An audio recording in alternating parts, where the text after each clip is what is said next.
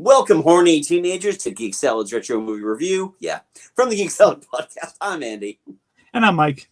And hey, it's the month of October. What does it mean? It's Halloween season.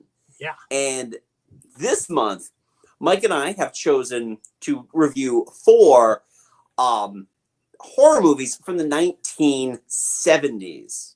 Indeed. I think I've gone on record several times saying I feel like the 1970s is like maybe the best decade of horror because there were so many different types of horror films and improvements on certain horror films. The zombie genre, I feel, has been improved in the 1970s. The slashers were essentially maybe not invented, but perfected.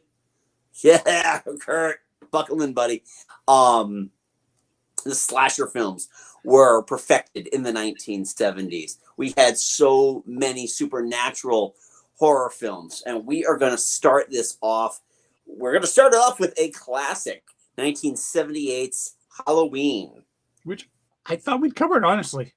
Yeah, no, we have not covered this. In fact, I haven't seen this movie in years. Dare say decades. It's been a while for me as well. Yeah. So, when was the first time you watched this? Well, it certainly wasn't in theaters, that's for sure. Well, it was here you were born, so no. Yeah, I was. Might have been maybe a few months old. You're about 4 months old, 4 or 5 months old. Yeah. Yeah. Honestly, I probably saw it on TV. Yeah, that's when I first saw it. At a way too young age. Mm. So I think it first hit broadcast TV in 1981, which is when I saw it. And I definitely didn't see it at that point. And with a lot of the movies that I grew up with, because of the advent of HBO kind of being more prevalent, that there were more houses and cable in that 1981-82 period.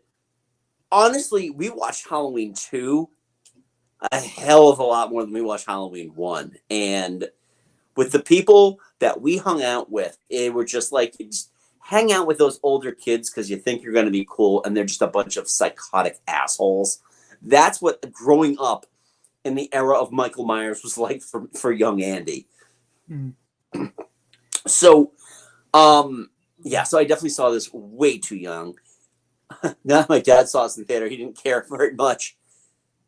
Yeah, well, I mean, so here's my thoughts on it. And so when I went back to do my rewatch this week, I watched it with my daughter. My daughter's 15 years old, and I feel like she's old enough for some of these like classic horror movies. She can handle it. And I don't think she thought much of it either. I think because it's been built up.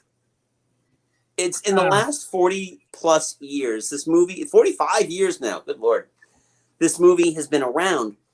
It has been a classic. It is the predecessor of the Friday the 13th movies and the Nightmare Before Elm Street movies and every other half-assed ripoff that's around. This is not that movie. It is not as violent as I thought it was going to be. I mean, people die. People die horrible deaths. But did you notice how little actual blood is in this movie? I definitely noticed that. I mean, like, because I'm not big on gore, which is weird that I love Friday the 13th so much. Yeah. But watching through this one is like you see people die, but you don't see a whole lot of of blood on the screen. And I mean, honestly, until like Jamie Lee Curtis's character, Laurie. Yeah, until Laurie actually finds some of the bodies at the end. Yeah, you really don't see any blood at all. And even with that, you still don't see a lot of blood. I mean, you see dead bodies. Yeah. And that's about it. There's nothing. Almost, it's weird to say this, for a slasher movie. There's really nothing ritualistic. No. About how it was handled. It's just, it kind of just is. Yeah. but it carries that tag, that pedigree of being like a great horror movie because it really was the first. Yeah, I mean, just watching it, yesterday, I could see where the bones of Friday the 13th came from. Oh yeah. Absolutely. Yeah, you create a you essentially create the monster and you just take it from there. You create that mythos, you create the setting. Yeah. I gotta say, because a few years ago we did review the original Friday the 13th. I think this is a better movie, primarily because it handles fewer characters. Oh, you hitting that? It's like the Texas Chainsaw Massacre. Less bloody or outrage people say it was. The gore is in the minds of the audience. Yeah.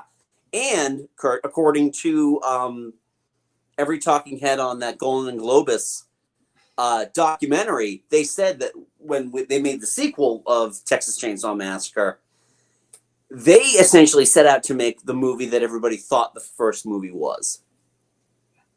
Which is, it's interesting. It really is interesting. I mean, reasonably low body count. What in Halloween? In Halloween, yes. Do you count the dogs? Of course, I count the dogs. Okay, so there's one dog.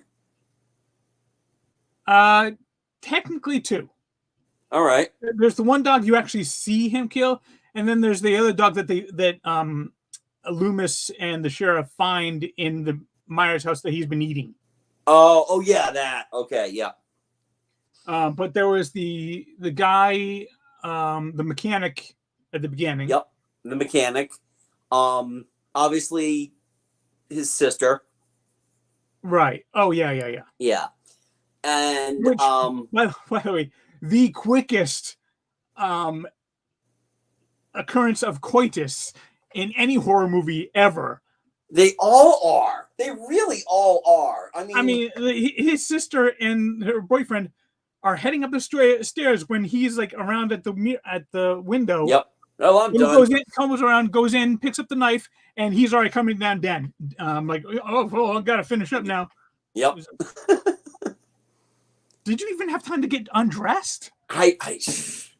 It's so. I mean, yeah. So it's interesting. It's also interesting too that looking at the cast list, that Jamie Lee Curtis was the only person who could actually pass as a teenager because she was about 19, 20 years old when this was made.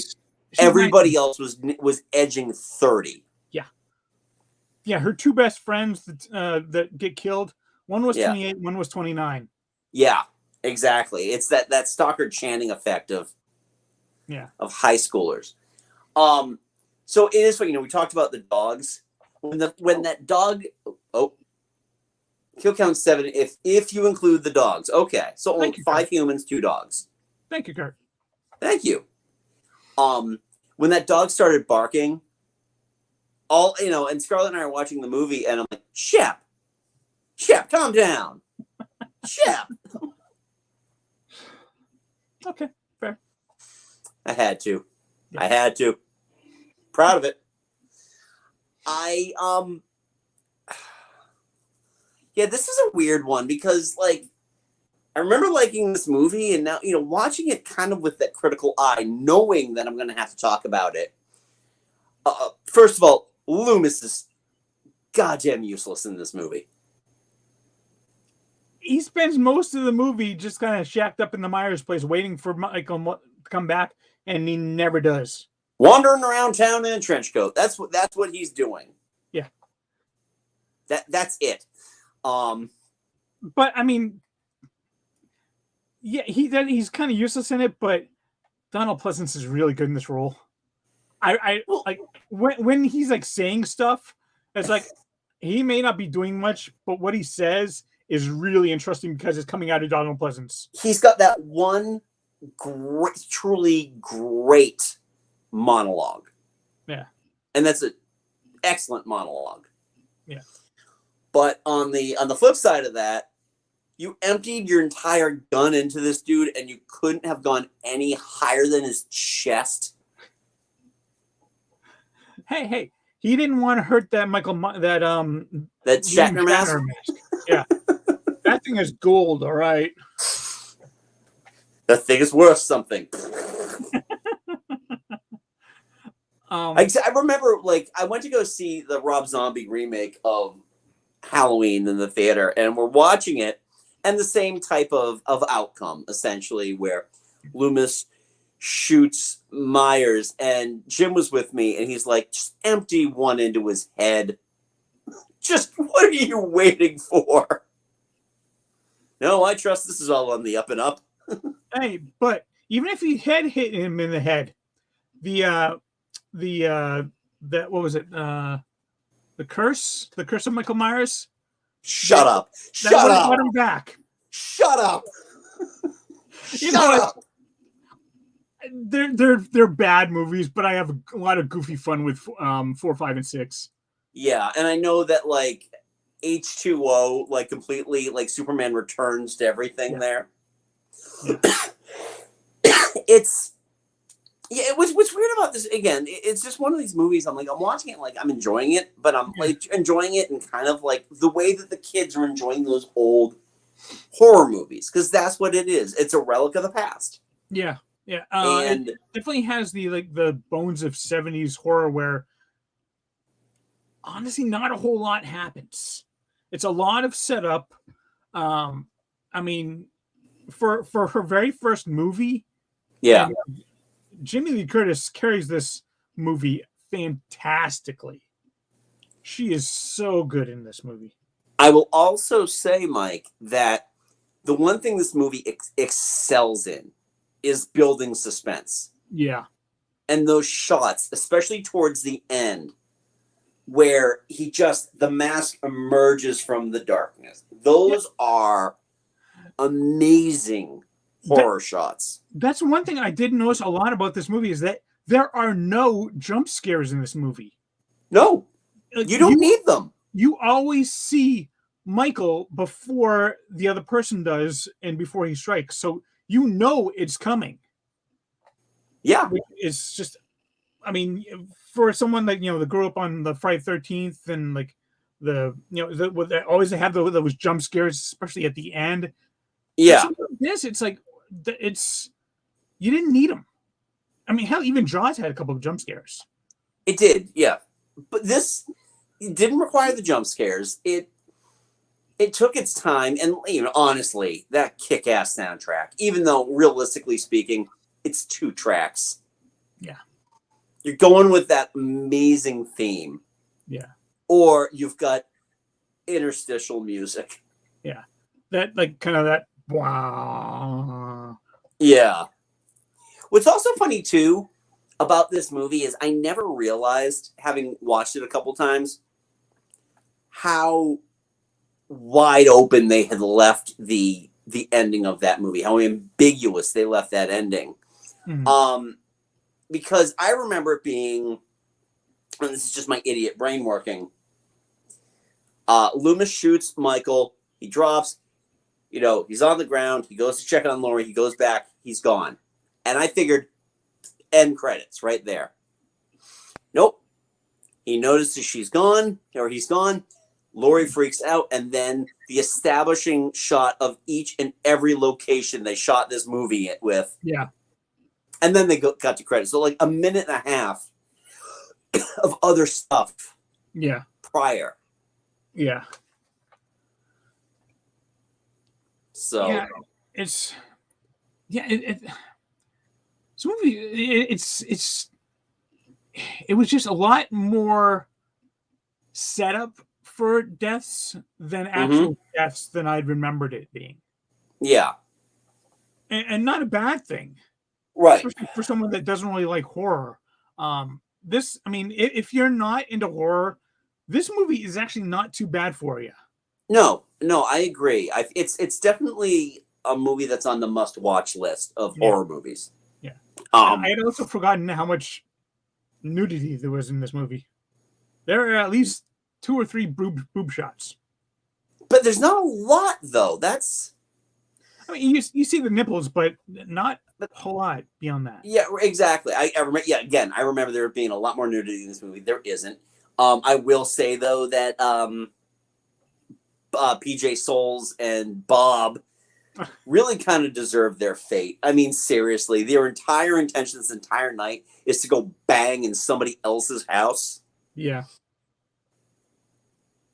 Yeah, you kind of that's on you. Yep. Oh, let's not forget the amazing camera work. Yeah, no, the POV work that they did, the Steadicam work is fantastic in this. Oh. Actually, speaking of those final shots where it's showing you all the different spots, I think what really especially kind of kicks up those series of shots is just that breathing that you hear over them. Yes. Yeah, because it's just like now you're kind of in the Michael POV. You're hearing him breathing as he's stalking all these places. I agree. That's definitely a big part of this. Technically, I think on a technical standpoint, this movie's fantastic. Yeah. Was this Carpenter's first movie? No. Okay, so even if you get through all of the cheap stuff that he did, he also directed Dark Star. Oh yeah. In 1974, which essentially is what spurred the Dan O'Bannon lawsuit that created Alien. Okay. I had heard of Dark Star. I've never seen it. But I know of it. Yeah, I think that was his first studio film. But going in this, I mean, he goes back 1969, Captain Voyeur. I mean, yeah, he was doing he was directing stuff, even if it might have been like second unit directing. Prior to this. This is the movie though where he could punch his ticket. After this, he did The Fog. He did very, very similar to this. It's like, yeah, you think it's going to be a lot scarier than it actually ends up being. It's more of suspense. Yeah. Quite honestly, for a director who has really been tapped as an amazing horror director, most of his best works are more in like the fantastical stuff. Even though The Thing, yeah, if we continue this trend next year and decide to do horror from the 80s, we got to do The Thing. That's a tough one for you, isn't it? That's a tough one for me. That's a lot of gore in there. It's a lot of gore and some of the most amazing practical effects you'll ever see in your life. Oh, that much I agree. I've seen like the images and some video and some clips of it, but yeah, just the gore, because I've never seen The Thing. Okay, it is. In my opinion, it's John Carpenter's best movie. Well, you know what my pick for John Carpenter Big Trouble. Yeah. Yeah, oh, yeah. I figured. And another thing that just looking at this movie with a critical eye yesterday, when like his parents like find him out and like find little Michael and take off his mask, like Michael, and then they have that overhead shot panning away, and the parents are like just standing there, just not moving. It's like, you couldn't have kind of giving them something to do, like maybe rush into the house and scream. Seriously. No, okay, my son's here, like absolutely catatonic, standing here with a bloody knife. I'm just gonna stand here and stare at him for about 5 minutes. Yeah, and the interesting thing is too is that when you look at the family unit of the Myerses in this versus when Rob Zombie thought it was a good idea to give Michael an origin story, it's like it kind of works. This is interesting because it kind of works better because he's not driven to it. He is just simply evil versus the Rob Zombie version of the movie where he's abused. Of course. Rob Zombie's no talent wife has got to play his mother in it and, just stink up the screen for 10 minutes. Yeah. Yeah, I mean, this one, he's just evil. And the only real reason that you ever kind of get for why he's stalking and hunting Lori is the fact that she went to his house to drop off the key. Yeah. Put the key under the mat. And he saw him there. He saw her there, and then he's just kind of stalking her and then starts killing her friends before she's moving on to the main course. Yeah. Yeah, and that's really about it. It's just it almost feels like there's no rhyme or reason towards why he's doing it, which makes it even scarier. Yeah. But I mean, overall, again, this is a fun movie. I consider it to be a better movie than a better horror movie. I'll agree with that. Okay. And because of the myriad of sequels and follow-ups and reimaginings and this whole whatever the hell the Peacock stuff is, and now going to Paramount or A24. Oh yeah, the Halloween kills, Halloween ends. Yeah.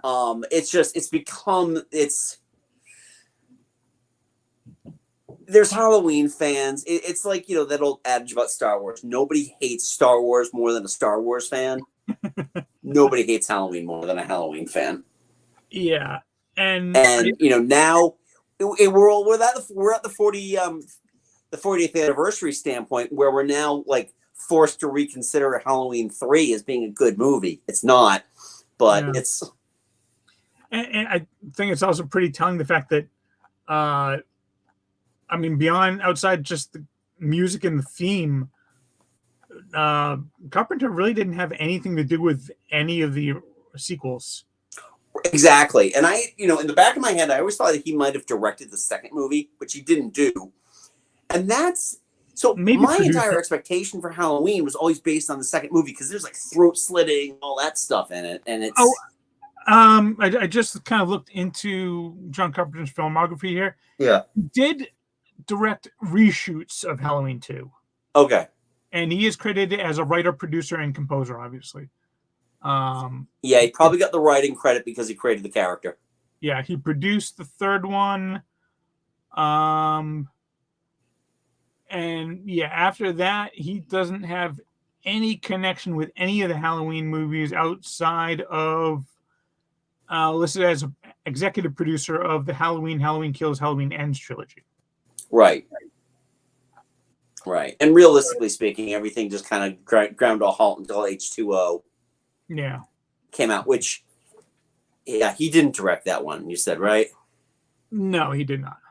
All right. Well, as David Gordon's trilogy has issues, especially Halloween Ends, made Michael not scary at all. Yeah, I haven't watched any of them because, this isn't, unlike Mike, horror is not my bag. There's certain horror that I like. It's fun trash. What was it? What we call it? It's very good brain candy. Is that what we said about Keanu Reeves movies? It's easy to watch for me because one of his background while carving pumpkins. Honestly, that's a good way of putting it. It definitely works as good background noise. I will tell you straight up though, beware where you stream this, because I found it on Plex and I found it on Crackle because I'm too cheap to pay for it. And the sound mix is terrible. The soundtrack, that amazing soundtrack, is very forward facing. We ended up turning the subtitles on because we couldn't understand a goddamn word they were saying. I rented it on Amazon for like $3.54 or so. Yeah. You can buy it for $10, and it was absolutely spot on, perfect. Right, excellent. Yeah, and I know it's not my TV because I've watching another one of the movies in our pick for this month, and it sounds fine. And you also said that the commercials that they had on those ones were absolutely spot on. On. Oh yes, thank you for reminding me about that. So, as I mentioned earlier, the way that this movie is shot, there's a lot of establishing shots of the houses, just front of the house. I always have the subtitles on. My son does that. I don't know why. I do as well. I can't do that. I do mainly because, like, just in case, like, they say something that I can't quite understand. Right. Or actually, there's a few times where the subtitles actually have lines that were cut out of the funnel. Yeah, because they're pulling it right out of the script. Yeah.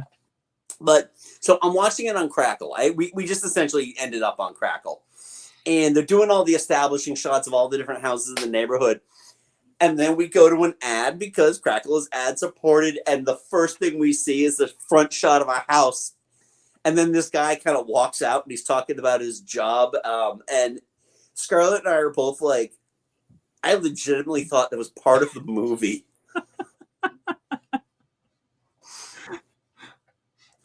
Hey, you know what? Yep. Have the guy come out and start talking about the job, and have Michael Myers walk up behind him. Or better yet, just from the point of view of the mask. Ah! They didn't realize the first. Yeah. No, and that's the thing. It was good that we had it on there. So yeah, I don't know what the deal was with that mix. It you know what it felt like? It felt like the Anchor Bay mix. Do you remember Anchor Bay, Mike? Oh yeah. They're the ones that did the Puppet Master movies. They did, or they did. They also probably did the VHS and no, Full Moon did Puppet Master. You're right. Anchor Bay. What Anchor Bay would do was, and this is we're going back to Suncoast here. Anchor Bay would release. Yeah, I have nothing. I'm getting dry too. Anchor Bay would re-release movies that kind of were like homeless in terms of a distributor. Oh. And I'm fairly certain that Halloween was one of those movies because it was packaged differently than everything else. It came into like a tight, short black clamshell. And usually Anchor Bay, the quality of Anchor Bay movies was just dreadful. It sounds like they're like kind of modern versions of American International. Yeah. Well, if it's international, why, if it's American, why just make it international? But I think they're the ones that did like Pod People and Cave Dwellers. Yeah. They, well, the original cuts of those too, right? Not the MST cuts. Those are all from Rhino. I mean, you watch, you'll drink, but you will be. Yeah, I don't know, man. I'm just like, again, this is October, and I'm doing it kind of for the job more than anything else. Mm-hmm. I mean, as it is, I got to vet like a whole bunch of kids' horror films for my kids, and that's also going to include whether or not my son watches Five Nights at Freddy's or not. Oh yeah, I remember watching the trailer for that. Yeah, I think it looks like trash, but he's got a lot of friends who've seen it, and it's like, or want to see it rather. And I'm like, I'll put it out there. A little wonky in the mix, yeah, like the Evil Dead. Yeah. Okay. Yeah, that's the issue with Anchor Bay though, is that they were inconsistent. Like I have a widescreen VHS of The Black Hole. The Disney's Black Hole that was released on Anchor Bay. So I wonder, since Kurt mentioned Evil Dead, I wonder if Anchor Bay did the those Evil Dead collections that actually looked like they were wrapped in the Necronomicon with like the plastic rubber cases. Oh, yeah, I don't know if they did that or not. Because I believe I have that one for the first Evil Dead. I have Evil Dead 2. I think it's Anchor Bay. I have Evil Dead 2 in a big tin. Five Nights at Freddy's actually looks good. Like the animatronics itself look awesome. Part of this, I'm going to go full out here. I am not familiar with the game at all. I really am not. But I'm going to be putting the word... Once the movie comes out, I'll put the word out to anybody who's watched it to see if it's okay for a 10-year-old to see. I'm assuming he's talking about the Evil Dead, the Necronomicon versions. Yeah, I think so. Evil Dead remake better than the original. Oh, fighting words. Those are fighting words for a lot of people. Honestly, I'm ambivalent. I'm a neutral party with the Evil Dead because again, I'm not a horror person. I think Evil Dead 2 is the best one in the bunch anyway. Well, I think everybody says that. And Evil Dead 3 isn't really even horror. Yeah, it's Army of Darkness. It's fantasy. It's comedy fantasy. Comedy fantasy horror. There's some horror elements in there. Yeah, jump scares mainly, but well, we have already diverted into 3 other franchises here, so I think our conversation about Halloween is over. Thank you so much, Malik and Kurt, for piping in on here and letting us know your thoughts. I will say one more thing about Halloween. Just like the opening credits, just that slow pan in on that pumpkin. And I even saw like a little fly buzzing around the mouth of the pumpkin. I was like, interesting. Yeah. I noticed they went the lazy way to get the knife into the nose area. but I mean that with the slow panning with music playing, that is a brilliant It way of works. opening this movie. It works. And that's the thing too. It feels like a 1970s movie because of that intro, because of the way that's done. More so, I mean, there's just something about movies made in the 1970s. They just look different. They sound different. They take, and I feel time. like they take a lot of risks. They take a lot of risks, but they also take their time to build up to the climax. Right. Whereas, what's interesting about this movie too is that there isn't a whole lot of ADR in this movie that we're going to hear in some of the other movies we talk about. This like you can tell it was re-recorded somewhere else on a sound booth. So,